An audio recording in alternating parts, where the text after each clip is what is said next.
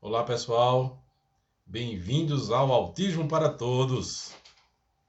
Eu sou o Flávio, minhas qualificações estão na descrição do vídeo e, antes de mais nada, lembrem-se sempre do triplo C. Comente, curta e compartilhe. Envie esse vídeo para as pessoas terem acesso às informações do canal. É muito importante, vocês já estão muito cientes disso, se vem assistindo o canal, isso tem transformado vidas. Isso é muito importante. É muito importante. Se para você essas informações estão sendo importantes, imagine quando você transforma isso em ações. Ações positivas e negativas. E a negativa não é fazer o mal, certo? Ações positivas é uma ação, né, mais de produção. Né? E a ação negativa é aquela onde você para, né, onde você tem que parar em algumas situações para não piorar o que ocorre com os nossos autistas. Hoje nós vamos falar, gente, de uma coisa que parece simples. A criança está em crise ou está com birra. A gente vai falar sobre isso, certo? É importante estabelecer diferenças, pelo menos conceituais. Na prática, às vezes a gente não dá para identificar e a gente tem que tratar como se fosse algo maior para o erro ser menor. Ok? Para o seu erro, para o nosso erro ser menor. A birra pode vir a se transformar numa crise por causa da desregulação. Ele está num patamar aqui em que está tudo bem, ocorrem situações do dia a dia em que isso se eleva um pouco, então ele fica um pouco mais agitado, no momento de tarefas, no momento de atividades, no momento que está brincando, no momento que está comendo, né? No momento que você está dando demandas, está fazendo provocações, que isso pode fazer que se eleve e ele venha se irritar. Então, é uma zona onde você entra, tem que fazer as provocações para entrar, mas buscar sair. Entrar, buscar sair para não passar muito tempo lá e ele entrar numa crise. E esse tempo depende de cada criança, depende de cada ser. Isso você vai ver na prática. A birra, por exemplo, porque é uma coisa que ele quer por um objeto. Ele quer muito aquilo, certo? Vamos supor que ele queira muito. Vou pegar esse brinquedo porque não tem nome, né? Ele quer muito esse. Eu quero o dente. Eu quero aquele dente agora, né? Não está na hora ainda, daqui a pouco eu lhe dou. E ele se irrita, bate, grita, faz a birra dele. Quer se jogar no chão, etc, etc. Tá. Há formas de se lidar com isso. Ok? Quando você apresentar o comportamento, você vai dizer, claro, de acordo com a linguagem que você já usa no dia a dia com ela. Quando você apresentar o comportamento correto, né, você ganha. Quando você apontar, quando você pedir, quando você disser dar, de acordo com as habilidades que aquela criança já tem. Se ela já aponta, se ela já fala, se ela já balbucia, diga quero, que eu dou, aponte, que eu dou. Então ela faz e você reforça aquele comportamento positivo entregando o objeto, certo? Mas vamos supor que ela tenha a capacidade de fazer isso e não quer fazer. Ela fica fazendo birra por aquilo, certo? Você entregou o objeto, encerrou. Ela conseguiu. Ela fez a birra e conseguiu. Quando você entregou, você reforçou o comportamento da birra. Ok? A crise, ela não para quando a pretensão é alcançada. Por quê, Flávio? Gente, quando você liga para qualquer operadora de qualquer serviço, ou quando ligam para você que você não está conseguindo um determinado serviço, em cartão de crédito, em plano de saúde, telefonia, qualquer coisa dessa, você se irrita. Algumas pessoas já chegaram a xingar o atendente, que digamos que não tem nada a ver com isso. Ele está cumprindo as regras da empresa. Você se irrita, você precisa, digamos assim, xingar alguém. Nem que seja o ar. Tem gente que esmurra a parede, tem gente que dá um tapa, tem gente que guarda a raiva. Você guarda a raiva, você não exercitou, mas você está produzindo uma atitude. Você está tendo um comportamento diante daquela situação. Não é? Pessoas típicas, elas, diante dessas situações, até no comércio, quando você se irrita, que diz, eu ia xingar esse vendedor, você respira e se controla.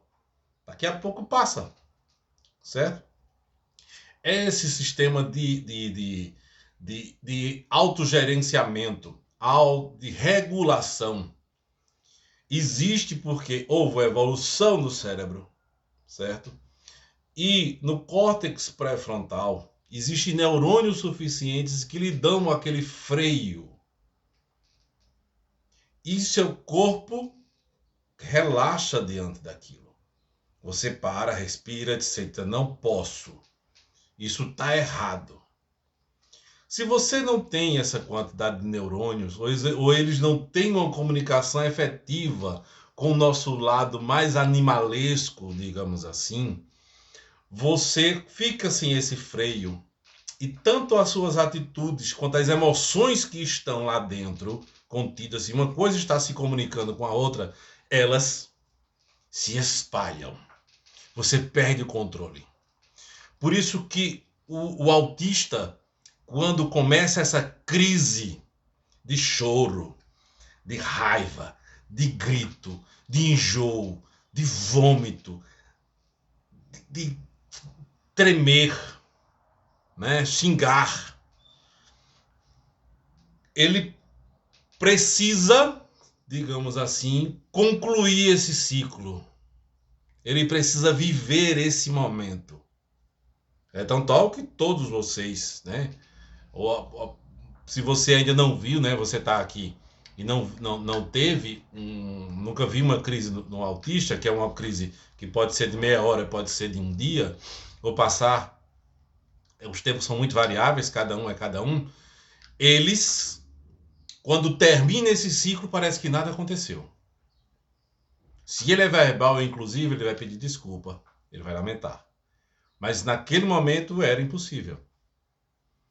Então, se é difícil chegar e conversar posteriormente sobre o ocorrido para tentar dar lições, na hora, isso não deve ser feito, não deve ser praticado, certo?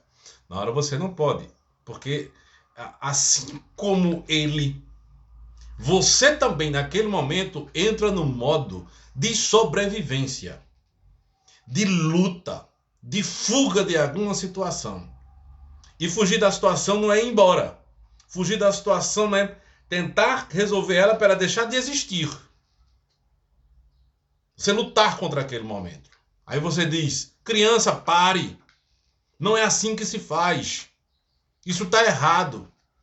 Ou olha com caras e bocas para ele tentar entender o que na calmaria ele não entende. Porque ele tem essa dificuldade social de fazer leituras. Ele até busca algo, né? Dependendo. Flávio, mas o meu faz, o meu ele olha. O meu também, ele olha. Ele já compreende muita coisa. Mas ele compreende pela mesmice das situações, então vem a comparação na cabeça dele. Né? Olha, vê a reprovação, mas essa reprovação não é uma lição. As janelas de aprendizado vêm nos momentos de rotina que ele precisa e que ele tem no seu dia a dia, onde habilidades vão ser ensinadas. E essa quantidade de habilidades e consequências de atos, de provocações e de resultados no dia a dia é que vai dando conhecimento, vai dando mais carga, vai dando mais informações para esse sistema nervoso autônomo dele conhecer seus limites e se impor os limites. Esse colapso da capacidade de autogestão, ela não acontece prontamente.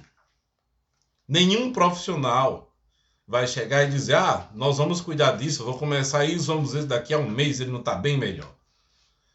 Essas células têm que ser construídas em diversas situações do dia a dia, em oportunidades que aparecem e em provocações que você faz em ambientes controlados para você trabalhar a frustração, a raiva. Então, todas essas situações juntas vão fazer com que ele vá aprendendo sempre um pouquinho, sempre mais um pouquinho, a lidar com as situações. O meu, por exemplo, ele gosta de jogar o controle remoto quando eu quero isso, eu quero isso, eu quero isso, e aquilo demora porque você estava conversando, porque você não encontrou. Então, ele precisa bater em algo, bater, né? O bater num objeto. Ele joga o controle remoto, tem jogado bem menos, porque ele tem que montar depois. Mas não é porque ele tem que montar que ele deixou de jogar, né? Que ele foi deixando cada vez menos. É porque vai aprendendo que não pode, que tem consequências, que quebra a televisão, que a televisão fica desligada um bom tempo, né? Que ele vai aprendendo a esperar em outras situações. Ó, você vai ter que esperar isso. Muito bem, você espera, você sabe esperar. Você vai esperar isso. Então, aquele esperar, ele se torna o esperar para outras situações que trariam a crise. Certo? Então, quando essa rotina aparece, né, com esse dia a dia, é quando você vai construir com ele o conjunto de neurônios suficientes para ele aprender essa espera, essa regulação. E eu falei de um exemplo, mas essa questão das crises tem que aproveitar em cada momento que acontece, né? Então, mesmo que ele seja maiorzinho, já converse, já compreenda muita coisa, você não conversa sobre o ocorrido imediatamente. Você pode até conversar depois, mas o importante é antes, nas janelas de oportunidade anterior. Então essas crises vão diminuindo. Aí acontece o que eu disse em outro vídeo, o autismo piora. O que é que acontece aqui? As crises vão diminuindo com o aprendizado até que o cérebro diz: não, nós precisamos daquela forma animalesca, e vem uma piora. E você acha: eu fiz tanto, estava melhorando, piorou. A curva é ascendente, ela volta, mas ela ascende de novo. Continue, ok? É isso, gente. Tá certo? Tudo de bom para vocês. Qualquer pergunta, qualquer coisa pode dizer aí. Espero que o vídeo tenha sido esclarecedor. Tudo de bom para vocês e muita paz. Tchau, tchau.